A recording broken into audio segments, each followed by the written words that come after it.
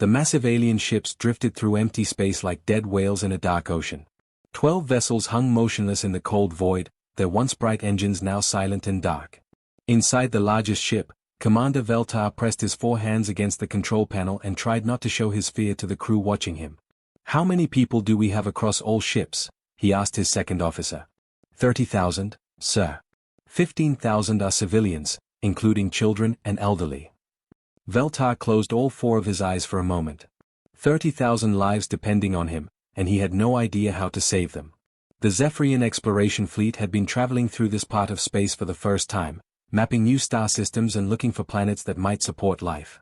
Everything had been going perfectly until they hit the gravity storm. Nobody had seen it coming. The ship's sensors showed normal space one moment, then suddenly every quantum drive in the fleet shut down at exactly the same time. The engines that let them travel faster than light were completely dead. Without them, the fleet was trapped millions of miles from home with no way to call for help. "Sir, Engineer Morden needs to speak with you," the communications officer said. Veltar walked through the ship's corridors, passing worried families and crew members trying to look busy. Everyone knew their situation was bad.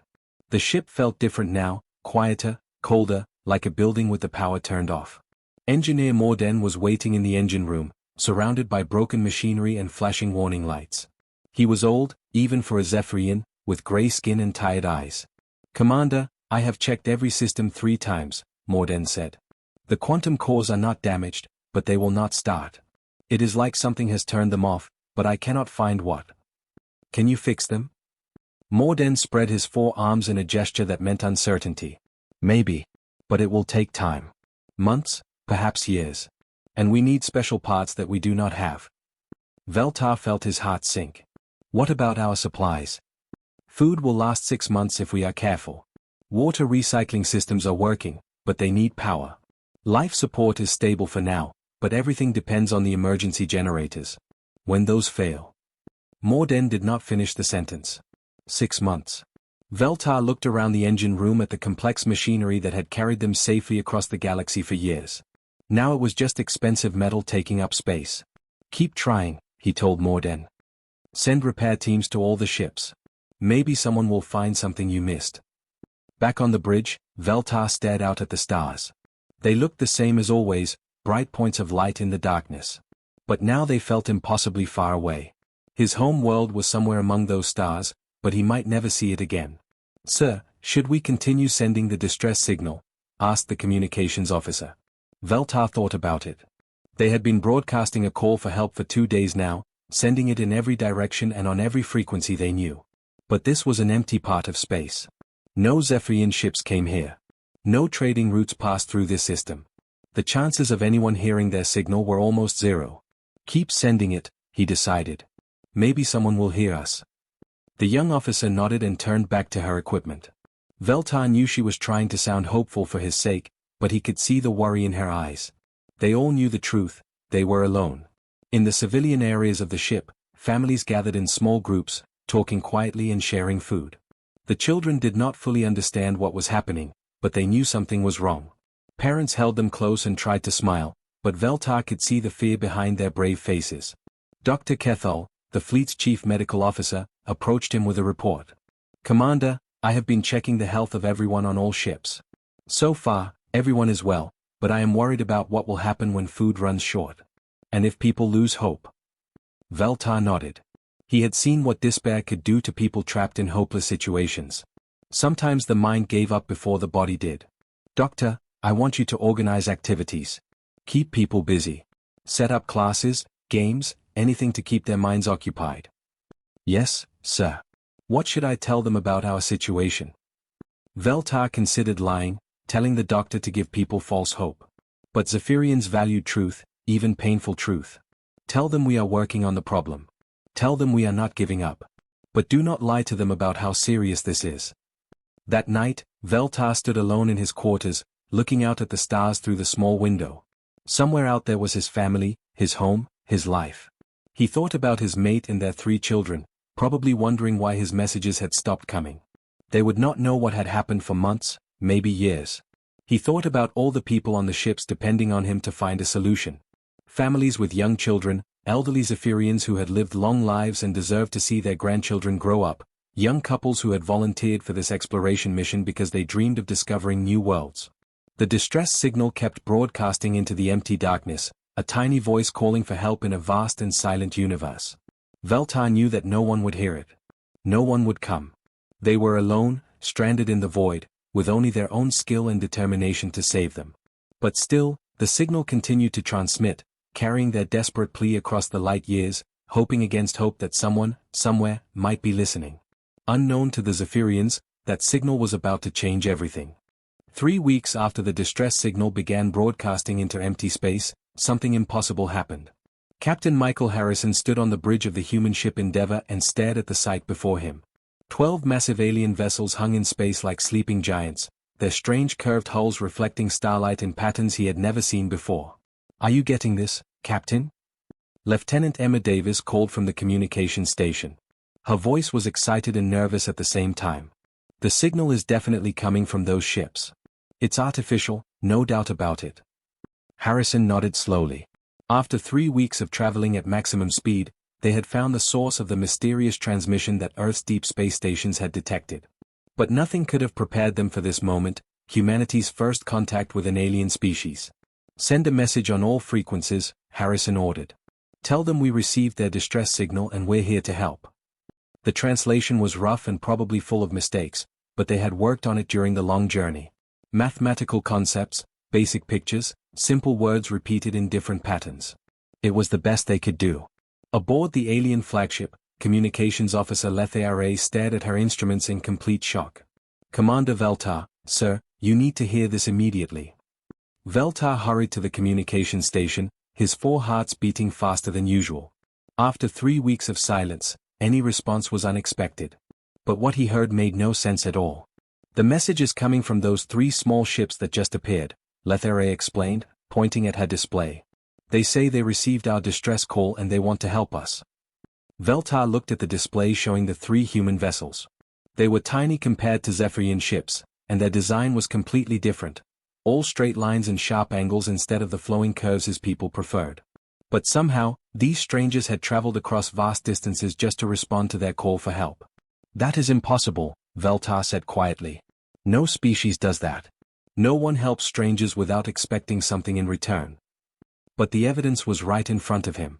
3 alien ships had appeared in response to their distress signal, and they were asking permission to approach and offer assistance. "Tell them they may come closer," Veltar decided. "But slowly. And keep all weapons ready, just in case." Captain Harrison guided the Endeavour carefully toward the largest alien ship. The closer they got, the more amazing it looked. The hull was covered with symbols and patterns that suggested a completely different way of thinking about space travel. Instead of the practical, military designs humans preferred, these ships looked almost like works of art. "Captain, they're opening a docking port," reported Navigation Officer James Burke. "Looks like they want to meet face to face." Harrison felt his pulse quicken.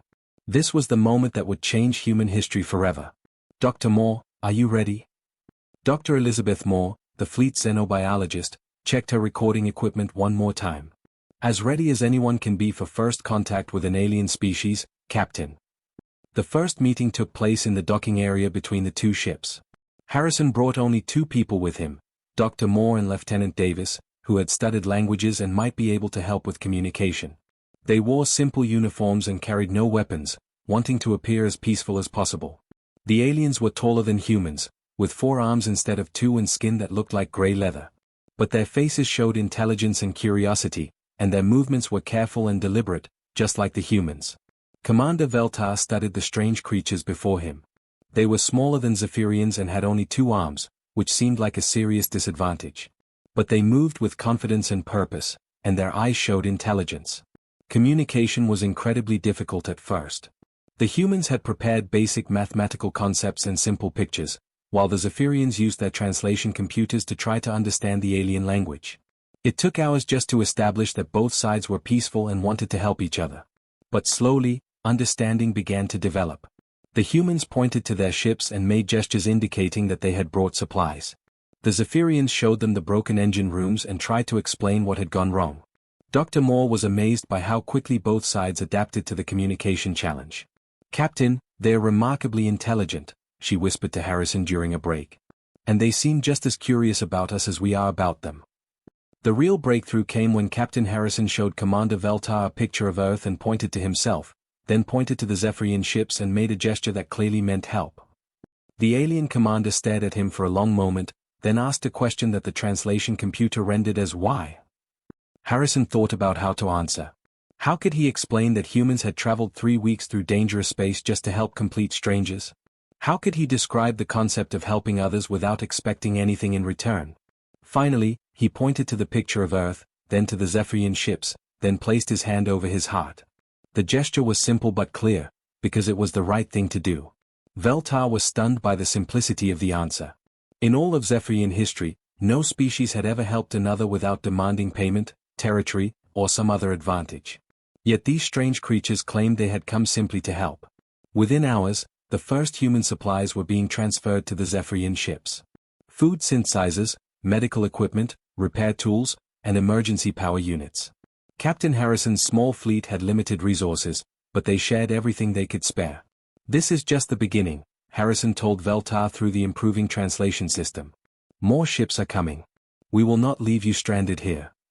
As Veltar watched human engineers working alongside his own people to understand the quantum drive failures, he began to realize that his species had encountered something unprecedented in the galaxy, a race that defined itself not by conquest or profit, but by an instinctive desire to help others in need. The first day of human-Zephyrian contact ended with both species working together, united by the simple human belief that when someone calls for help, you answer. 2 weeks after first contact, the empty star system buzzed with activity like a busy construction site. What had started as 3 human ships helping a stranded alien fleet had grown into something much bigger. News of the rescue operation had spread through human space faster than anyone expected, and the response surprised even the humans themselves. Admiral Patricia Collins stood on the bridge of the massive supply ship New Dawn and watched dozens of human vessels working around the alien fleet. Construction ships, medical vessels, supply transports, and even civilian ships had arrived to help. Some had traveled for weeks to get here, carrying everything from engine parts to children's toys. Admiral, the modular station components are ready for assembly, reported Chief Engineer Robert Martinez. We should have a basic habitat operational within 48 hours. Collins nodded as she watched the construction through her window. Humans were building a temporary space station right here in alien territory, not for themselves, but to make the stranded Zephyrians more comfortable while repairs continued. Commander Veltar floated in his command chair aboard the Corvani, still trying to understand what he was seeing. When the first human ships arrived, he thought it was remarkable. But now there were over 50 human vessels in the system, and more arriving every day. Commander, the humans have delivered another shipment to Deck 7, his supply officer reported. This one contains recreational equipment and something they call entertainment systems. Veltar was puzzled. The humans had already provided everything his people needed to survive: food, water, medical supplies, repair equipment. But they kept bringing more things, items that had nothing to do with survival. Games, music players, art supplies, even live plants from their home world. Why do they bring these things? Veltar asked Dr. Moore during one of their daily meetings. Dr. Moore smiled. Because survival isn't enough. People need hope, beauty, things to keep their spirits up during difficult times. We want you to be comfortable, not just alive. Down in the engine compartments, the real work was happening. Human engineer Thomas Wright worked side by side with Zephyrian technician Morden, their tools spread across the deck around the massive quantum drive core. The alien technology was far more advanced than anything humans had built, but Wright approached the problem with typical human determination. Look at these crystal patterns, Wright said, pointing to the fractured matrix inside the drive core. The whole system depends on perfect alignment, but something scrambled the frequency patterns. Morden manipulated his instruments with all 4 arms, his movements precise and careful. The quantum resonance is delicate. One wrong adjustment could destroy the entire core. Perhaps we should wait for parts from our home world. Wright shook his head. That could take years. These people need to get home now. He studied the alien technology with intense concentration. What if we don't try to fix the original system? What if we build a hybrid, part human, part Zephyrian technology? The idea was crazy. Human and Zephyrian technology worked on completely different principles. But as the days passed, Wright and Morden began to see possibilities that neither species had imagined alone. In the medical bay, Dr. Susan Baker faced her own challenges. Human and Zephyrian biology were similar enough that basic medical principles applied, but different enough to create constant surprises. When young Zephyrian Kevtar developed a fever, Baker had to learn an entirely new approach to treatment. His temperature regulation system is completely different from ours, she explained to her team. But the basic concept of infection and immune response is the same. We just need to adjust our methods. Baker worked 18-hour days, studying Zephyrian medical texts that had been hastily translated by the linguistics team. She treated everything from minor injuries to complex illnesses, learning alien medicine by trial and success. The supply convoys arrived like clockwork. Captain Lisa Thompson commanded the transport Generous Heart, which made regular runs between human space and the rescue site. Her cargo holds were always full, but not just with essential supplies. Colony ship New Hope sent toys for the alien children, she reported to Admiral Collins during one delivery. Mars Station contributed musical instruments. The art school on Europa sent drawing supplies and painting materials. What amazed the Zephyrians was not just the quantity of supplies, but the personal nature of many items. Human children had drawn pictures for alien families they would never meet. Schools had sent textbooks translated into Zephyrian language. Families had contributed personal items, blankets, games, books, simply because they heard that aliens needed help. Young Lathien, a Zephyrian child, spent hours playing with human toys that made no sense according to his species' logic. But somehow, they were still fun. He especially loved a simple ball that human children had painted with pictures of both human and Zephyrian figures holding hands. The humans are very strange, he told his mother. They give us things we do not need, but somehow we want them anyway. His mother watched him play and tried to understand human generosity. In Zephyrian culture, you helped family and close friends. You might trade favors with neighbors or business partners. But giving valuable resources to complete strangers made no evolutionary sense. The humans seemed to operate on completely different principles. They worked harder for the Zephyrians than they would for their own projects. They shared their best food, their most advanced equipment, their most skilled personnel. When Zephyrian children got sick, human doctors treated them like their own families. Commander Veltar walked through the new space station the humans had built and marveled at the attention to detail. It was not just a basic survival shelter, but a comfortable habitat with recreation areas, meeting rooms, even gardens with plants from Earth. The humans had created a home for aliens they barely knew. Your people are remarkable, he told Admiral Collins during the station's opening ceremony. You give more than we could ever repay. Collins looked surprised by the comment. Commander, we're not keeping score. When people need help, you help them. That's just what you do. As the weeks passed, Veltar began to understand that this simple philosophy defined humanity in ways that would change both species forever. 3 months into the rescue operation, Commander Veltar sat in his private office writing a report that he knew would change everything his people believed about intelligent life in the galaxy. The words were difficult to find because what he was describing seemed impossible. The humans continue to behave in ways that contradict all known patterns of intelligent species interaction, he wrote. Today, Engineer Wright spent 14 hours trying to repair a secondary power coupling on Deck 9, even though the malfunction posed no threat to his own people. When I asked him why, he simply said it would make life more comfortable for the Zephyrian families living in that section. Veltar paused in his writing and looked out at the human ships surrounding his fleet. Every day brought new examples of behavior that made no sense according to everything the Zephyrians understood about survival and competition. The breakthrough in understanding came during the medical crisis that nearly broke both species apart. Young Kevtar, a 7-year-old Zephyrian child, had developed what Zephyrian doctors called neural cascade syndrome. The disease attacked the nervous system and was always fatal. There was no cure, no treatment, no hope. Dr. Susan Baker received the diagnosis from the Zephyrian medical team and immediately called for an emergency meeting. Her face was grim as she addressed the assembled human medical staff. I've never seen anything like this condition, she admitted. It doesn't exist in human biology. But that doesn't mean we can't learn how to treat it. Dr. James Peterson from the research vessel Discovery looked skeptical. Susan, we're talking about an alien nervous system that works completely differently from ours. We don't have years to study this. Then we'll learn fast, Baker replied with determination that surprised even herself. I'm not going to watch a child die when there might be something we can do. Within hours, Baker had assembled a research team that included specialists from across human space. Professor Jennifer Adams flew in from Mars Colony specifically to help with the case. Dr. Michael Chen contributed research data from Lunar University. Even civilian researchers volunteered their time and expertise. The Zephyrian medical staff watched in amazement as humans worked around the clock to understand a disease that affected only aliens. The human researchers converted an entire laboratory section into a specialized facility, running thousands of tests and consulting with experts throughout human territory. "Why are they doing this?" asked Dr. Kethal, the chief Zephyrian medical officer. "The child is not their species. They gain nothing from saving him." Veltar had been wondering the same thing. He decided to ask Dr. Baker directly. "Doctor, may I speak with you about something that confuses my people?" Baker looked tired after another 18-hour research session, but she smiled. "Of course, Commander. What's on your mind?" "Your researchers are exhausting themselves to save one Zephyrian child. This makes no evolutionary sense. You could use those resources to help your own people instead. Why do you care so much about one alien child?" Baker looked surprised by the question. She thought for a moment before answering. "Commander, on Earth we have a saying, a child is a child. It doesn't matter what species, what color, what planet they come from. When a child is sick, you try to help them. That's just what decent people do."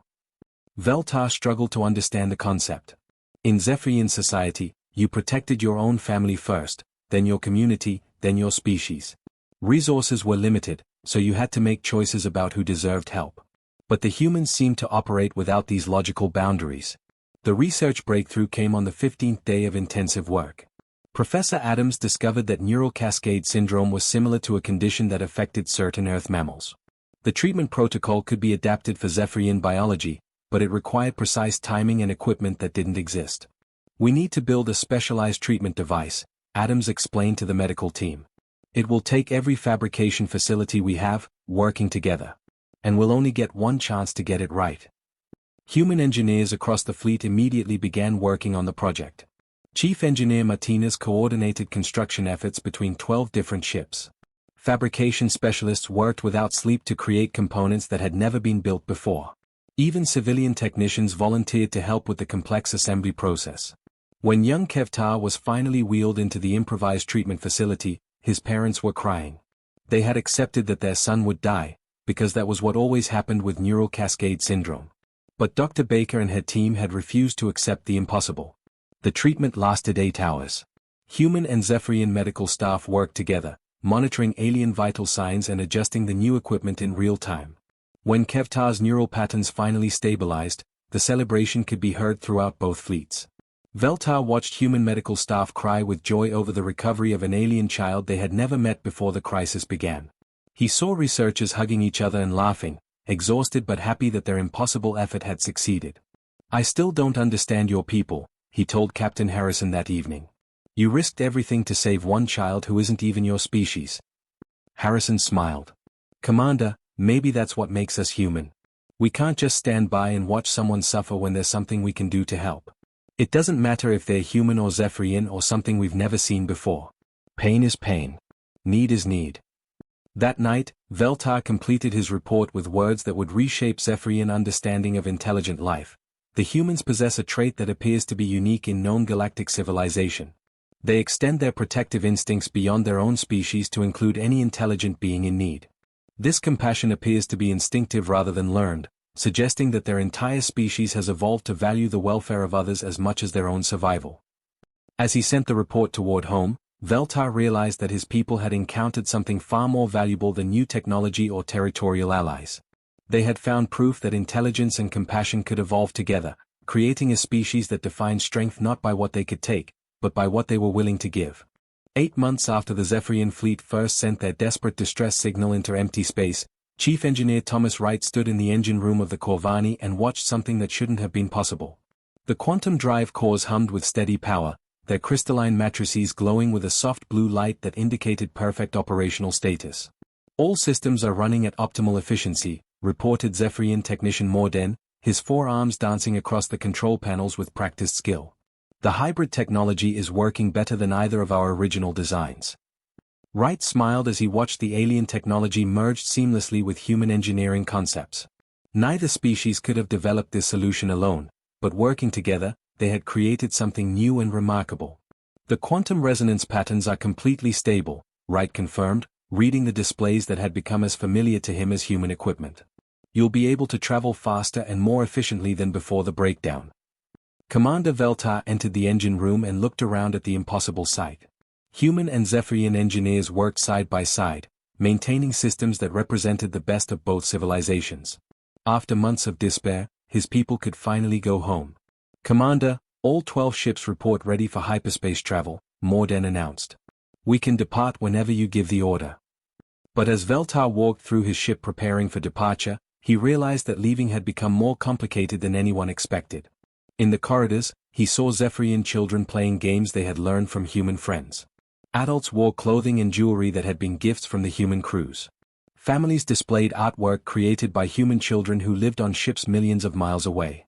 The Zephyrians had arrived as strangers and refugees, but they were leaving as something different, people who had experienced unconditional kindness from an alien species. Admiral Patricia Collins organized a farewell ceremony that filled the main hangar of the human space station. Families from both species gathered together, children playing games that needed no common language while adults shared food and stories through increasingly sophisticated translation devices. Young Lathien stood with his human friend Sarah Martinez, the 10-year-old daughter of Chief Engineer Martinez. They had spent months playing together, learning each other's games, and becoming friends despite the differences between their species. I made something for you, Lathien said carefully in English, presenting a crystalline sculpture that captured light and split it into dancing rainbow patterns. Sarah hugged the sculpture and then hugged her alien friend. I'm going to miss you so much. Will I ever see you again? Yes, Lathien promised, though he had no idea how such a thing might be possible across the vast distances of space. We will always be friends. Dr. Susan Baker walked through the ceremony carrying a medical bag that contained detailed notes about Zephyrian biology and treatment protocols she had developed during the rescue operation. She had learned more about alien medicine in 8 months than most species learned in centuries of contact. Doctor, I wanted to thank you personally, said Dr. Kethal, approaching with a datapad containing Zephyrian medical knowledge translated into human language. Your work saved not just young Kevtar, but showed us new ways to think about healing. Baker smiled and shook hands with her alien colleague, a gesture that had become natural after months of working together. We learned from each other. That's what friends do. The ceremony reached its peak when Commander Veltar stood before the assembled crowd to deliver a speech that had been weeks in preparation. His words would be recorded and transmitted to both civilizations, marking a moment that would be remembered for generations. Humans of Earth and the colonies, he began, his voice carrying clearly through the translation systems. 8 months ago, my people sent a signal into empty space, not expecting anyone to hear our cry for help. You not only heard us, but you came. You traveled across dangerous distances to help complete strangers. He paused, looking around at the mixed crowd of human and Zephyrian faces. But you did more than help us repair our ships and return to space.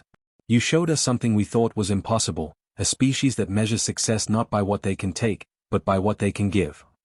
Captain Michael Harrison stepped forward, representing the human fleet that had grown from 3 ships to over 60 during the rescue operation. Commander, we learned as much from your people as you learned from ours. You showed us that intelligence and wisdom can develop in ways we never imagined. Today we part as friends, Veltar continued. But this friendship will survive any distance. We return to our home worlds not as the same people who left, but as carriers of a new understanding. We have seen proof that compassion is not weakness, but the greatest strength any civilization can possess. Admiral Collins presented Commander Veltar with a data crystal containing star charts, communication frequencies, and detailed information about human space. These will help you find us again whenever you want to visit. Earth will always welcome Zephyrian friends. As the Zephyrian fleet prepared for departure, the quantum drives engaged with a sound that had become music to human ears, the sound of friends going safely home. The 12 ships aligned in formation, their hybrid engines glowing with power that represented the best cooperation between 2 species. Safe travels, friends, Captain Harrison transmitted as the fleet began to move. Remember that you have a second home here whenever you need one. The quantum drives activated, and the Zephyrian ships vanished into hyperspace, carrying 30,000 aliens back to their home worlds. But they carried more than just passengers. They carried the knowledge that somewhere in the galaxy lived a species so remarkable that they would cross the void itself to help strangers in need. 6 months later, the first Zephyrian diplomatic mission arrived at Earth, not to negotiate territory or trade agreements, but to propose something unprecedented in galactic history, a friendship treaty based on mutual respect and the simple human principle that intelligent beings should help one another. The bond forged between two stranded fleets had become proof that in a vast and often hostile galaxy, kindness remained the most powerful force of all.